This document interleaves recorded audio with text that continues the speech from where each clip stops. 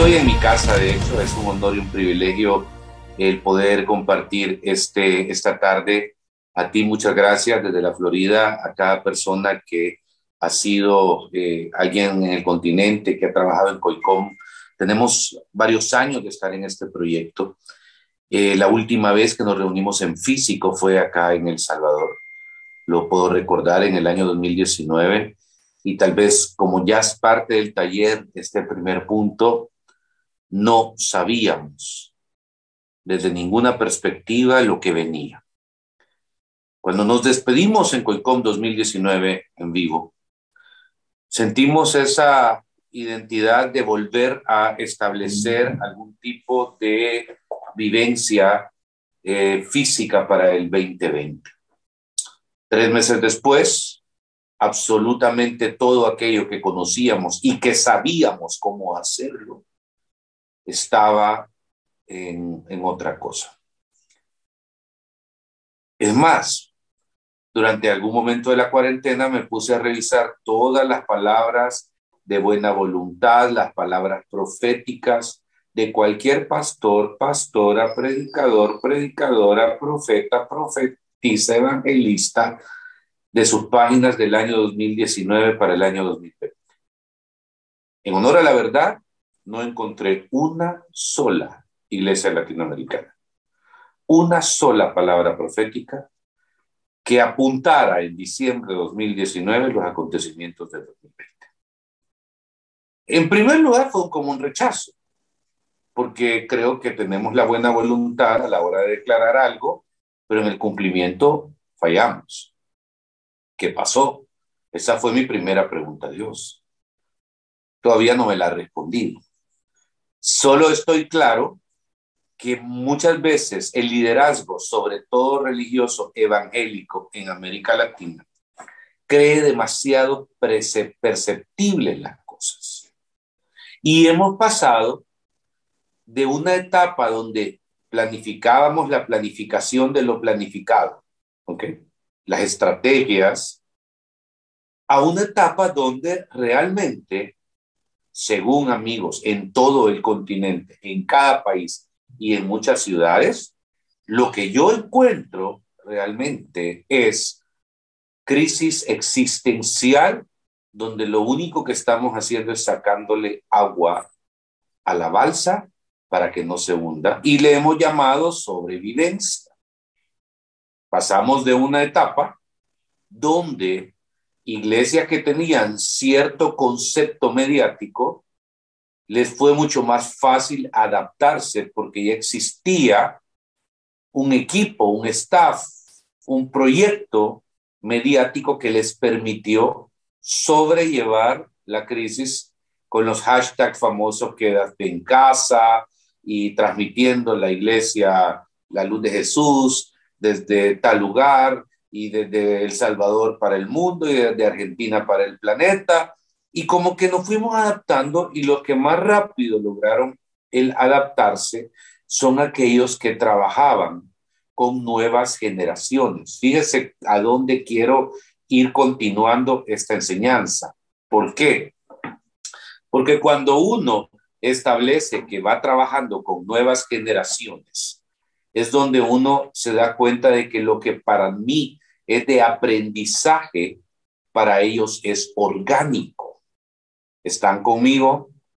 Y entonces, cuando hacemos la diferencia, qué es orgánico para mí, qué no lo es, me doy cuenta como un primer planteamiento a dónde estamos trabajando hacia la perspectiva de iglesia.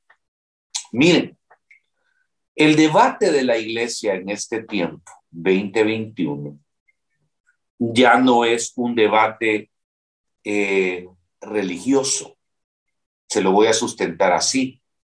Vivo en un país donde entre el 40 y el 45 y el 55% de la iglesia, de la población, es cristiana evangélica. 45 y 55. El debate de hace 15 años era la oración por alcanzar a todos, por ser mayoría. Y de repente vivo en un país donde de mis 12 vecinos, 7 son cristianos evangélicos. 7, en la zona donde yo vivo. Y me puedo subir a cualquier autobús o puedo ir a cualquier dealer de marcas premium y voy a encontrar el mismo fenómeno. El vendedor de autos, la que hace la limpieza, el ejecutivo que recibe, el comprador de autos, son cristianos evangélicos. Y sobre todo ahora, donde tenemos una población cristiana evangélica, donde la segunda y tercera generación de cristianos evangélicos ya son nacidos en el evangelio. Aquella cultura de la conversión que decía, es que yo antes no conocía a Cristo y ahora lo conozco, antes hacía esto y ahora no lo hago, aquí ya no existe. ¿Por qué? Porque mis hijos nacieron en el evangelio y mis nietos nacieron en el evangelio, y cuando menos me doy cuenta, viven una vida totalmente diferente a interpretar la iglesia o la religión o la transformación como yo la interpreté. Entonces el debate no es religioso. Vivimos en un tiempo donde el debate no es político. El gran debate, me acuerdo cuando antes se hablaba de que es necesario que oremos para que el Congreso hayan diputados cristianos y hayan senadores y alcaldes y gobernadores, y casi eran unas personas que uno las veía, o sea, aspiracionalmente, como que digamos, pusimos un hombre en la luna, los cristianos tenemos una figura política que nos representa en tal lugar, pero en una sociedad donde de la más alta autoridad hasta casi el 40% del Congreso, y le puedo hablar de distintas autoridades municipales, no solo son cristianos, algunos más, otros menos, otros a su estilo, otros en su estilo distinto, pero proclaman a Cristo, no les da pena, saben más Biblia que muchos pastores. Entonces de repente es como que aquella meta y aquella aspiración continental de los años 90 en muchos países está desapareciendo. Es más, en muchos países inclusive está desilusionando, porque la expectativa de aquella generación era que se iba a establecer casi una teocracia en la democracia. Tengo en mi congregación personas de distintas identidades políticas. Yo predico la palabra, pero no pretendo tener incidencia como pastor político. Entonces el debate cada vez es menos político. Puede que en algunos países usted lo diga. Son elecciones y todos los pastores van a orar por los candidatos, a ver quién le pega, quién profetiza que uno pierde, que otro gana. Ya no. Para esta nueva generación, le dije primero, el debate no es, en primer lugar, religioso.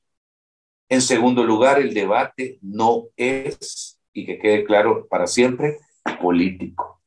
Pero ¿sabe algo también?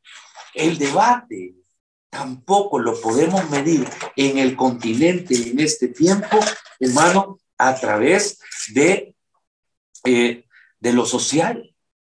Porque los argumentos del debate social eran aquellos de la guerra de clases, ¿ok? El pobre necesita más para tener, y al que más tiene se le puede quitar.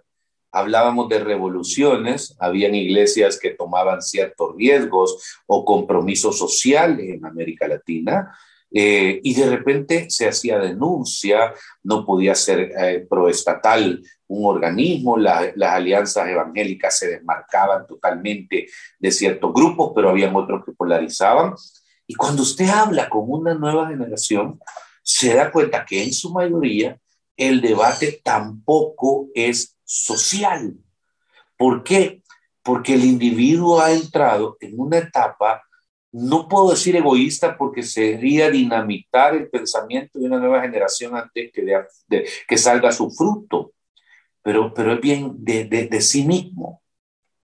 Leía un libro interesante que decía que la cultura de las mega iglesias va a desaparecer en 10 años. ¿Cómo, Pastor Asbun? Usted está diciendo que las mega iglesias van a desaparecer en 10 años. Estoy diciendo que cada vez es menos la gente que se siente cómoda en una mega iglesia. Porque ese sentido de pertenencia a algo grande, a algo majestuoso, a algo que me daba una identidad de ciudad y hay veces de nación, en una nueva generación es irrelevante. Es donde podemos ver que la gente se siente, y sobre todo las nuevas generaciones, más cómodas en lugares donde puedan interactuar, y se le llama iglesias de nivel intermedio en cuanto a asistencia, 200, 500 personas. Y es donde estos grupos generan un poquito más de sinergia que en una mega iglesia. No estoy vaticinando ni tengo nada en contra de las megas iglesias. Solo que estoy tratando de interpretar la mente de una nueva generación y cómo decirles que el debate, si ya vimos que no es religioso, si ya vimos que no es social, si ya vimos, estimados, que no es tampoco numérico desde ningún punto de vista, puedo concluir con 3 o 4 cosas en este punto que tampoco, hermano, es conceptual, tampoco es filosófico, porque son pensamientos que establecían corrientes, que dinamizaban y llegaban no solo a interpretar una iglesia, sino una sociedad. Me decía un amigo que tampoco es económico. ¿Por qué ya no es económico el debate? Bueno, estamos en un tiempo donde vemos que se han abierto brechas económicas como las criptomonedas, donde el debate de prepararse, de interpretar cómo debía de funcionar, ha cambiado.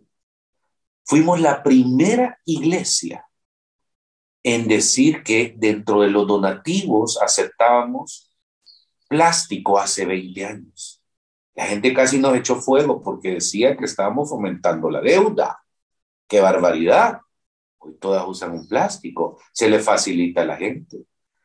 Este año hemos sido la primera iglesia que ha aceptado y que dice aceptamos bitcoins, criptomonedas. Y hay gente que lo que no entiende lo critica. Sin embargo, el debate tampoco es económico, porque usted ve que aquel sentido de identidad de un joven con una marca en los años 90, en el principio, hoy no, hoy el joven realmente viste plain, o sea, no le interesa decir, mírenme porque tengo esta marca, mírenme porque yo soy yo y es mi identidad. Y entonces también la personalidad no es un debate. ¿Sabe dónde es el debate? Si ya vimos que para la iglesia y el debate no es económico, no es religioso, no es social, no es conceptual, no es filosófico, ni siquiera educativo. ¿Sabe dónde debe centrarse el debate de la iglesia? Que el debate en este tiempo es generacional. Este es mi principio. Tratar de entender que estamos delante de una oportunidad generacional. La caída del muro de Berlín vino a ser un parteaguas, un quiebraaguas. La Segunda Guerra Mundial lo vino a ser también. El derribamiento de las Torres Gemelas lo vino a hacer, quieras o no. Sin embargo, nunca he visto un parteaguas tan grande como el periodo del COVID y sus consecuencias. Y esto creo que si estamos aún vivos y si no, y Cristo no ha venido, dentro de 30, 40 años se hablará de ese gap de 3, 4, 5 años de coronavirus y de lo que pasó, con un poquito más de interpretación de lo que nosotros tenemos hoy. Pero ese debate generacional crea a través de este periodo de 1, 2, 3 años, que no sé cuánto durará, una capacidad que la iglesia debe de tener para sostenerse en el tiempo y no solo sobrevivir y no vivir manejando herramientas ya anacrónicas que lo único que hacen es sostener a nuestra base, que de alguna manera está acostumbrado a esa cultura anacrónica, y no hablo, que quede claro, porque alguien puede estar pensando, es que hay que volver a las sendas antiguas, porque tenemos que... No. Las sendas antiguas de mis papás eran las de mis abuelos, ¿ok? Las sendas antiguas mías son las de mis papás, y así puedo irme remontando hasta Adán y Eva, si usted quiere. A lo que nos queremos referir es que lejos de ser una gran crisis, es una gran oportunidad. Lo que significa esto. Mire cómo nos estamos comunicando ahora. Su servidor no organizó uno, organizó dos COICOM. Fue presidente nacional de dos COICOM, el del 2019 y otro que ya ni le cuento porque ni me acuerdo hace cuánto fue. Sin embargo, usted sabe la logística que representa el presupuesto, la movilización, que viene el speaker tal, que viene el otro, que viene lo otro, que el chorro del agua del hotel, del baño del hermano tal no funciona, que no sé qué, que Dios Todopoderoso. Y de repente, ¿qué nos obligó a estar así? Una crisis. Una crisis, y ya veníamos hablando en varios COICOM diciendo, tecnifiquen sus iglesias. No es que a mí me gusta de esta manera, es que cuando alguien dice, yo no entiendo las redes, yo digo, Dios mío, qué terrible. ¿Cómo puede ser que alguien comunique el más grande e importante mensaje, que es la salvación, la esperanza, la conversión, la cruz, la resurrección, y se frene en que no tiene la capacidad de interpretar las redes, de usarlas? Hemos llegado a un punto, y sé que en algún momento nos volveremos a reunir como COICOM, pero no podemos ver esto como un premio de consolación. Pues ni modo, porque como no estamos con la capacidad de viajar o hay demasiados problemas, entonces nos vamos a ver en línea. No, veámoslo como una oportunidad de oro. América Latina, Estados Unidos, Europa, o donde se vea el COICOM 2021. Porque cuando yo le digo que el debate es generacional, es que esta generación que está en esa etapa de maduración interpretativa, niños de 6 años, de 7 años, mire, alguien nos dijo allá por los años 90 que había que segmentar la escuela dominical. Ok, póngale atención a esto. Porque la pedagogía decía, entonces creamos edificios para que los niños de 5 a 6, los de 7 a 8, los de 9 a 10, los de 10 a 11, los de 12 a 13, y todos fueron desarrollando un concepto paralelo al culto general de una congregación. Y entonces, de repente los niños iban creciendo, pero era difícil la adaptación de ellos en el culto general. Llegó un papá a decirme que por qué no habríamos un culto paralelo de 18 a 21, porque su hijo no entendía lo que se decía en el culto general. Y en realidad lo que pasa es que él había venido con todo su grupo y como no hay una prom determinada, se sentía cómodo con sus amigos, no compartiendo con sus padres. Y entonces eso no dijeron que era perfecto.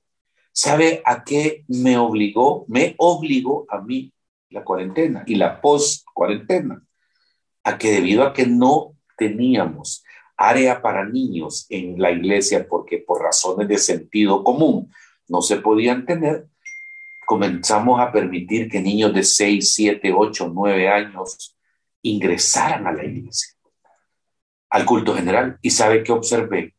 Un niño de 8 años más atento que el papá. Me di cuenta de que menospreciamos realmente. Porque no es cierto, hay que enseñarles a cantar, hay que enseñarles a ministrar, pero cuando observé a niños de 8, 9 años, fijos, sin aburrirse, escuchando una prédica 35 minutos, me di cuenta de que nosotros creamos un mito hacia cierta edad. ¿Por qué? Por culpa de factores externos, si usted quiere. Nos cambió. Y entonces, en mi análisis, que yo voy a abrir de nuevo, sí, pero en otras áreas. Y eso es hacer del debate generacional relevante. Darme cuenta que los métodos que yo usé fueron buenos en su momento, pero probablemente ahora no. Si un hombre de 10, dije hombre, no niño, 11 años, si una mujer de 10, 11 años tiene la capacidad de usar más tecnología, ¿ok?, de lo que los astronautas en los años 50, previo al lanzamiento del proyecto Apolo, tenían, ¿por qué me voy a decir que no tienen la capacidad de interpretar la Biblia? Si hacemos que el debate generacional está entre centennials y millennials, O el nuevo nombre que está surgiendo por ahí de generación hashtag, porque todo lo comunican con hashtag, me parece más que interesante entonces poder aplicar la iglesia o hacer de la iglesia un punto donde no era, y no sé si se me ve bien la cabeza ahí porque me la veo medio corta, pero no era la iglesia y las redes. La iglesia, ¿ok? La iglesia, lunes, martes, miércoles, jueves, viernes, sábado, domingo, cultos de hombres, cultos de mujeres, servicios de inspiración, retiros, encuentros, actividades aquí y cualquier otra cosa. No, en la interpretación de esta nueva generación. Por eso le pido, no se me bloquee. Solo piense por un momento que Dios dé discernimiento a cada congregación y a cada líder espiritual cuál es su responsabilidad para esta generación. ¿Sabe cuál sería el fracaso? Que la perdamos. Que vengamos a decir, Señor, fíjate que yo tiré las semillas y la tiré en buena tierra, la otra tata, la otra cayó entre los espinos, la otra tal cosa, pero ni modo, pero tu palabra dice que una poca cae en buena tierra, que ancha es la puerta para la perdición y angosta es la puerta para la salvación. No, no podemos, compañeros de ministerio, no podemos dejar de ser relevantes, no podemos darnos el lujo de tener una generación fallida, porque no pudimos hacer la transición entre una generación y otra. ¿Sabe algo?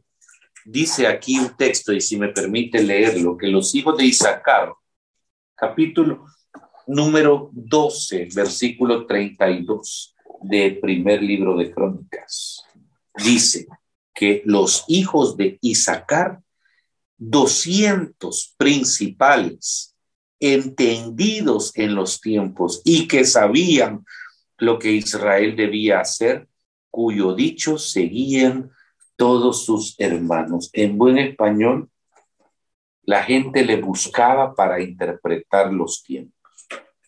No son personajes muy rimbombantes en el quehacer, pero diario, pero lo buscaban. Y aquí es donde el pastor, si usted me permite, y hay pastores en la congregación, debe entender que el tiempo hace 2, 5, 10 años, la máxima inspiración es que el pastor fuera el centro delantero del equipo. Era el hombre, era la figura, era el de los pósters, es el que está en la entrada, en las fotos, el que está en todo. Eso está bien, porque aquella generación necesitaba caudillismo.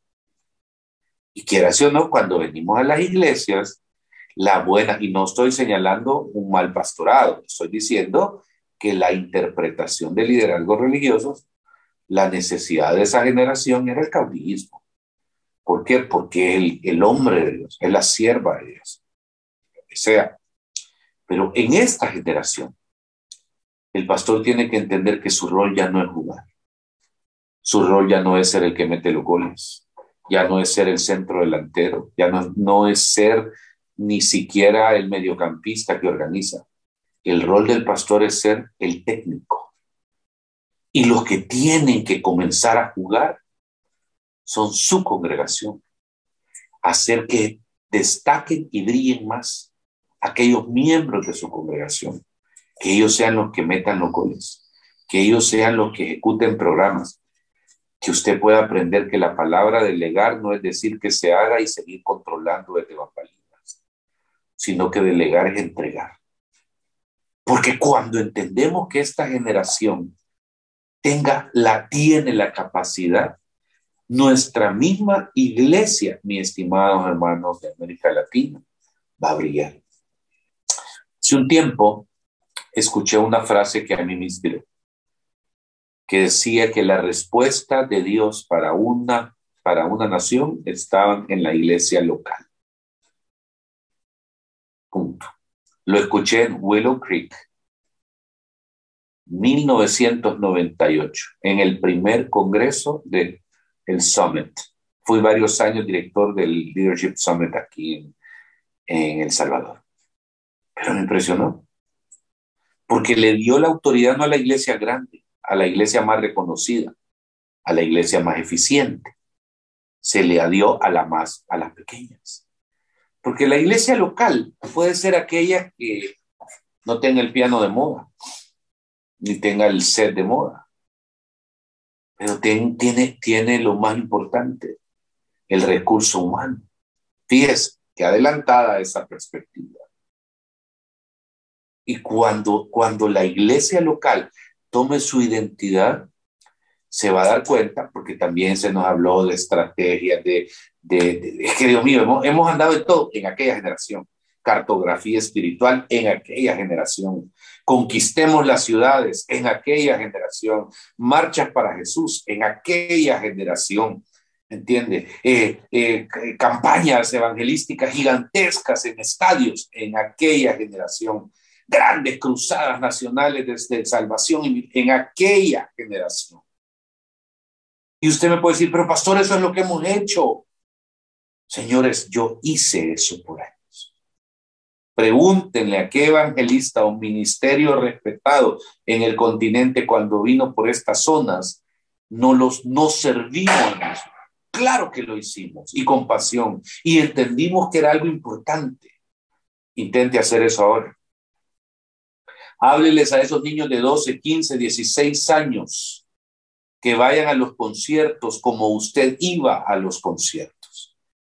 Y que quede claro, con este taller yo no pretendo incomodar, pero sí pretendo inquietar. Inquietar que cada iglesia local, cada ministerio busque en la dirección de Dios cómo hacer mejor las cosas, cómo salir de su área de confort, cómo entender que probablemente está llegando a más personas a través de una tablet, con un live stream, que con un edificio gigante, caro. Porque ese es un debate.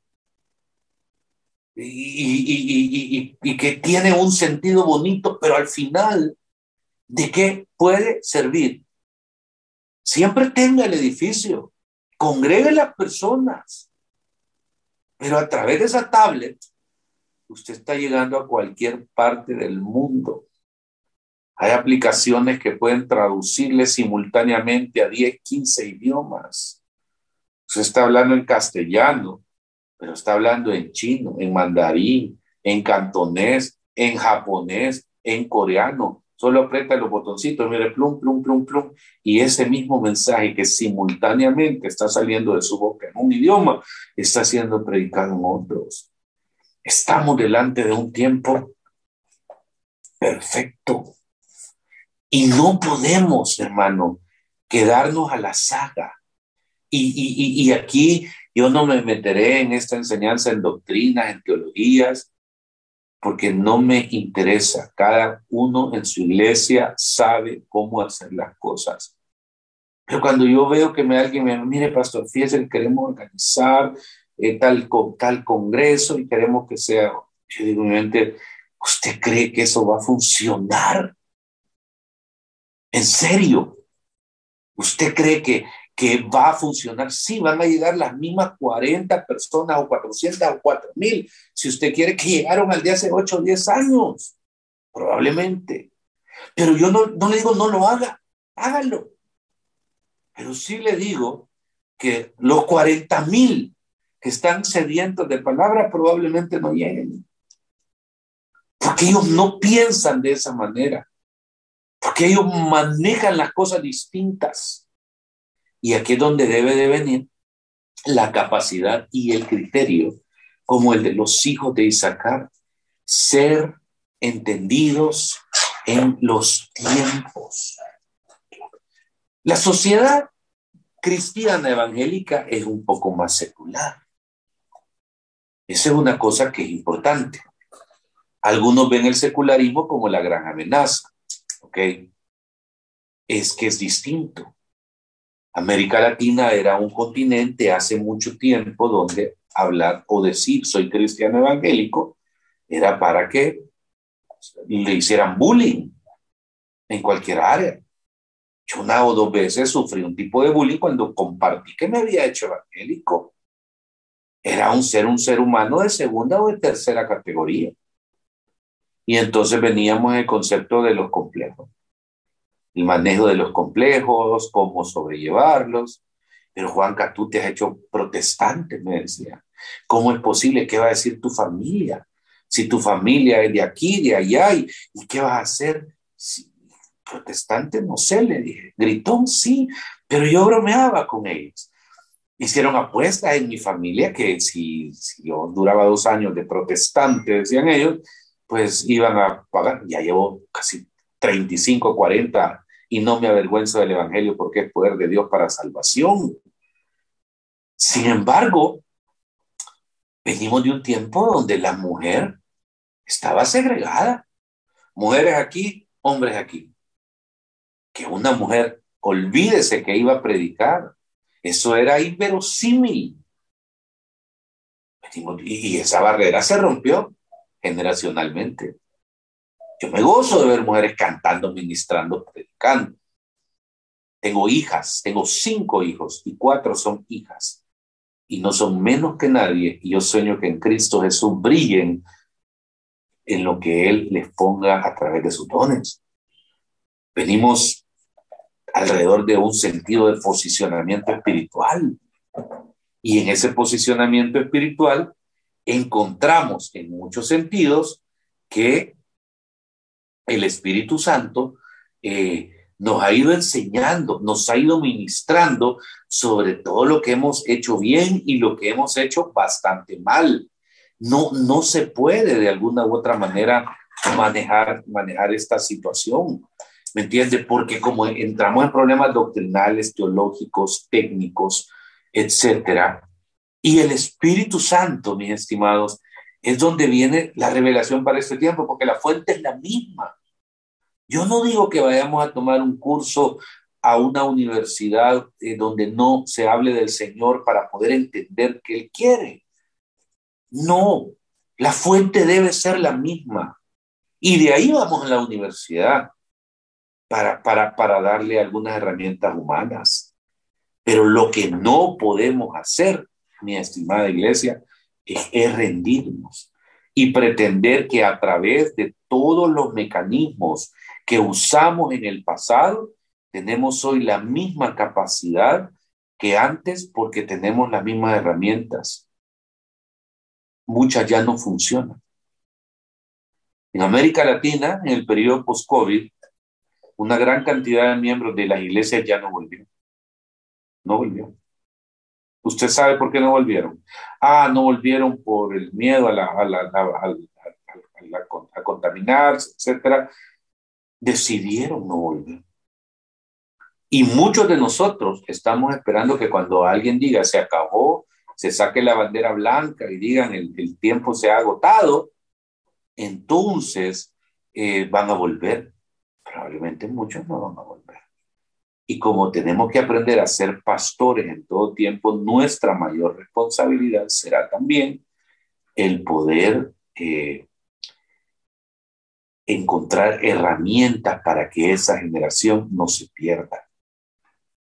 Esta es una, yo no quiero entrar en detalles, pero mensajes de hora y 15 en redes sociales, no los ve nadie.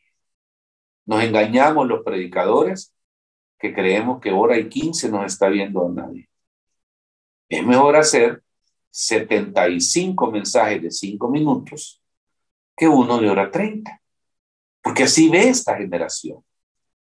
Detalles, haga series, haga podcast, haga de sus pensamientos algo que es relevante porque el Espíritu Santo está en usted, pero no obligue que ellos piensen distinto, los vamos a perder.